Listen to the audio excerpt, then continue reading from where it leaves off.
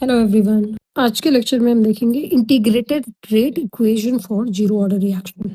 Zero order reaction वो reaction होती है जिसमें रिएक्शन रेट रिएक्टेंट कॉन्सेंट्रेशन पर डिपेंड नहीं करती है। चाहे कॉन्सेंट्रेशन कम हो या ज्यादा, रिएक्शन की रेट कांस्टेंट रहेगी, यानी कि जो भी रिएक्शन कॉन्सेंट्रेशन है वो इंडिपेंडेंट होगा।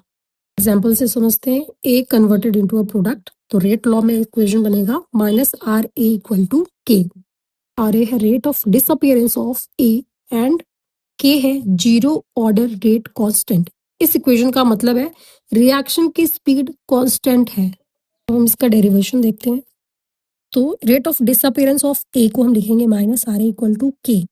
इसको हम डिफरेंशियल फॉर्म में लिखेंगे तो बनेगा minus d C A upon d t equal to k. ये हो गया इक्वेशन नंबर 1।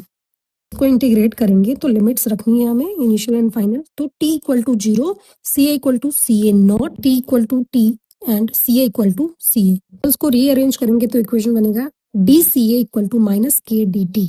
अब इंटीग्रेट करते हैं, एंड फाइनल लिमिट रखेंगे C A naught to C A and 0 to T. तो इक्वेशन बनेगा C A not minus C A equal to K T. ये हो गया इक्वेशन नंबर 2। और इसी को हम लिख सकते हैं k equal to C A not minus C A upon t, equation number 3। Graphical representation देखते हैं तो x एक्सिस पे होगा t, y एक्सिस पे होगा C A not minus C A and straight line draw होगी, स्लोप होगा k। का मतलब होता है टाइम इंक्रीज होने पर कॉन्सेंट्रेशन लिनियरली डिक्रीज होती है।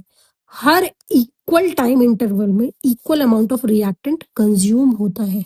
ये फर्स्ट ऑर्डर रिएक्शन से डिफरेंट होता है क्योंकि first order reaction exponentially decay follow करता है, order reaction linear decrease show करता है।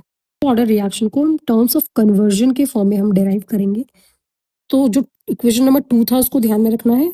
C A not minus C A equal to K T, equation number 2 था। इन टर्म्स ऑफ कन्वर्जन में कॉन्सेंट्रेशन यानी कि सी ए की वैल्यू होगी C A equal to C A naught into 1 minus X A. हम bracket open करके solve करेंगे तो वैल्यू आएगी C A not minus C A naught X A. 2 में सी ए की वैल्यू पुट करेंगे तो क्या हो जाएगा सी A not minus C A की जगह हम लिखेंगे C A not minus C A naught into X A equal to K T. Bracket open करके सॉल्व करेंगे इसको तो C A naught cancel out हो जाएगा। नेक्स्ट बचेगा C A naught X A equal to K T. हो गया हमारा final equation for integrated rate equation for zero order reaction in terms of conversion. का मतलब होता है कन्वर्जन डायरेक्टली प्रोपोर्शनल है टाइम के, अगर reaction time and higher conversion. ये हो गया आपका zero order reaction complete. Thank you.